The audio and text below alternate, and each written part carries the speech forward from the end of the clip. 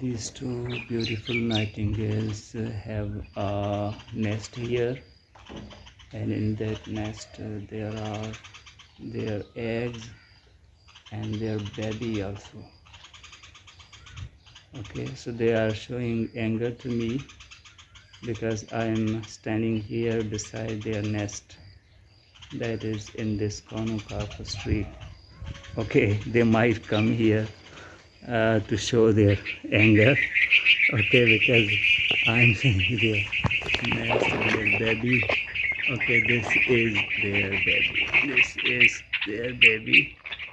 This is their baby. This is small baby and eggs.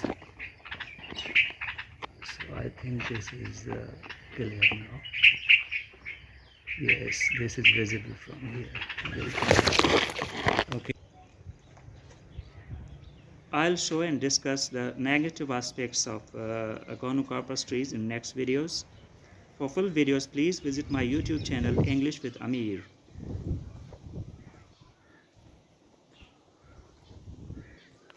I'm speaking English and giving subtitles to make it easily understandable for the learners. They will surely learn a lot from these videos.